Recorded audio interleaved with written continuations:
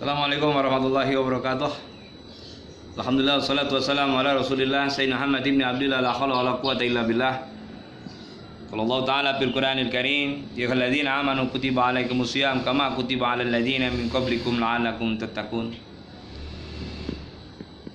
Bersyukur dan bersyukur kehadirat Allah Subhanahu wa taala. Pada hari yang keempat ini dari kemuliaan Ramadan, kita masih diberikan berbagai macam nikmat oleh Allah Subhanahu wa taala. Dan saya berdoa mudah-mudahan sahabat-sahabat saya, teman-teman saya semua selalu dalam lindungan dan kapasitas ridho Allah Subhanahu wa taala. Amin ya rabbal alamin. Dalam kondisi menjalankan ibadah Ramadan yang seperti ini, kita selalu dijaga oleh Allah. Kita selalu dilindungi oleh Allah agar kita mencapai keberhasilan dalam mencapai Ramadan yang sebenar-benarnya di hadapan Allah.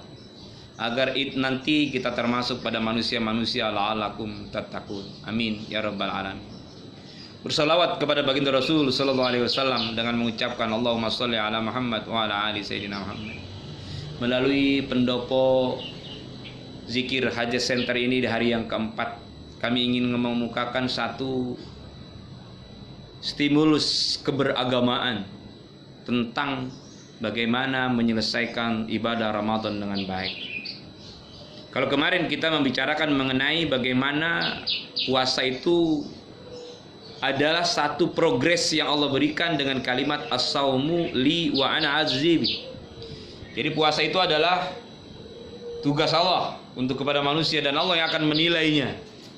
Tapi pada posisi sekarang ini kami ingin mengungkapkan bagaimana menyelesaikan Ramadan dalam situasi berbarengan COVID-19 yang sekarang ini masih berada di lingkungan kita. Sejak Maret awal kemarin hingga hari ini, akhir-akhir April, Indonesia dan Jakarta khususnya belum bisa memberikan satu maklumat bahwa COVID itu sudah berlalu. Virus ini belum berlalu di dalam kehidupan bangsa kita dan Jakarta. Oleh karena itu, perlu kiat-kiat untuk menyelesaikan Ramadan dengan baik yang berbarengan dengan COVID-19 ini. Saudaraku sekalian rahimakumullah, ibadah Ramadan itu merupakan ketentuan syariat, di mana Allah Subhanahu wa taala memberikan satu ketentuan. Siapa yang menyelesaikan Ramadan dengan baik, siapa yang mengisi Ramadan dengan baik, siapa yang memaksimalkan Ramadan dengan baik, maka dia akan mendapatkan satu apresiasi manusia-manusia takwa di hadapan Allah. Sering kita dengar ini, la'allakum tattaqun. Walaupun banyak sebenarnya segmentasi untuk meraih nilai-nilai ketakwaan, tapi puasa sungguh sangat luar biasa. Akan tetapi Ramadan tahun ini berbeda dengan pada saat-saat Ramadan tahun yang lalu. Oleh karena itu ada beberapa hal yang ingin kami sampaikan untuk menyelesaikan Ramadan persis sama dengan tahun-tahun yang lalu. Yang pertama, menurut hemat pemikiran kami bahwa ketika kita ingin menyelesaikan Ramadan dengan sebaik-baiknya, yang pertama adalah memaksimalkan nilai tingkat kesabaran kita sebagai manusia di hadapan Allah. Kalau kita sabar dengan kondisi yang ada, yakin bahwa kita tetap akan mencari dan mendapatkan situasi yang sama di hadapan Allah Subhanahu wa taala seperti tahun yang lalu. Walaupun kadang-kadang kita merasakan bahwa ada sesuatu yang Allah berikan cukup berat di dalam menjalankan hidup dan kehidupan. Apalagi saudara-saudara kita, saudara sekalian, yang baru saja mengalami satu keadaan yang luar biasa. Ya, ada yang bekerja, perusahaannya mengalami satu penurunan daya beli dan daya jual. Akhirnya harus mengalami pengurangan tenaga kerja. Mereka harus selesai. Mereka ingin pulang, akan tetapi peraturan pemerintah tidak boleh ada perpindahan manusia dari satu tempat ke tempat lain. Dikhawatirkan terjadi proses perpindahan virus itu. Tapi dia harus mengalaminya. Akhirnya dia tinggal di Jakarta dan mengalami satu keadaan yang sangat luar biasa. Dan ini hidup. Makanya memaksimalkan tingkat kesabaran ini luar biasa. Makanya sebenarnya obat untuk memaksimalkan tingkat kesabaran salah satunya adalah puasa. Kita puasakan diri kita. Dengan puasa ini kita yakin kita akan mendapatkan sesuatu yang mendapatkan anugerah dari Allah Subhanahu wa taala. Oleh karena itu, sabar itu sungguh sangat luar biasa. Ada sabar menjaga ketaatan kepada Allah, ada sabar menjalankan nilai-nilai ibadah kepada Allah, ada sabar untuk menjauhkan maksiat di hadapan Allah Subhanahu wa taala. Dan saya berpikir bahwa puasa ini harus kita maksimalkan tingkat kesabaran itu. Jadi para hadirin sekalian, yang pertama memaksimalkan tingkat kesabaran.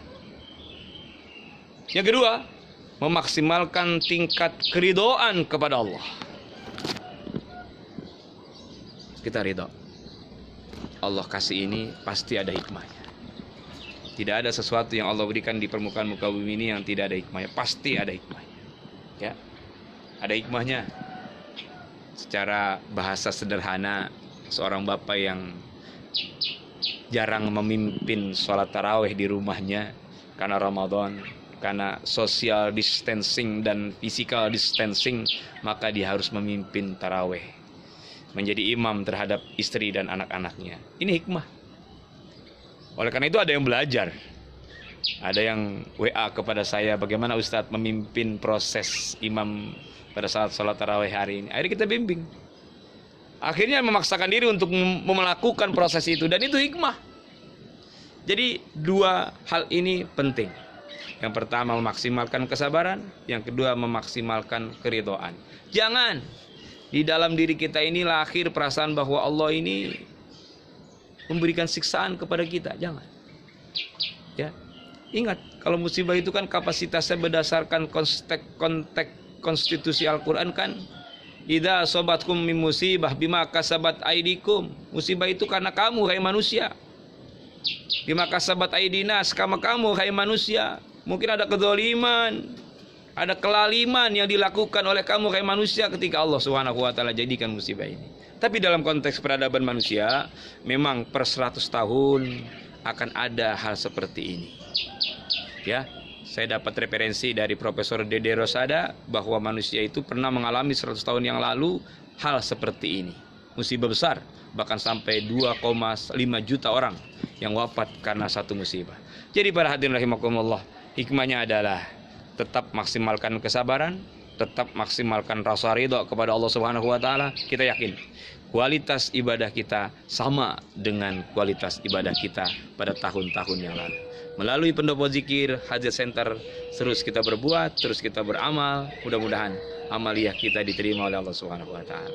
Yang baik pasti dari Allah, yang kurang baik, kurang kesempurnaan kami. Mohon maaf yang sebesar-besarnya. Al-Fakir Hamzah Ahmad mengucapkan terus berjuang, terus berbuat, dekatkan dengan Al-Quran, dekatkan dengan kesabaran, dan dekatkan dengan keridhaan.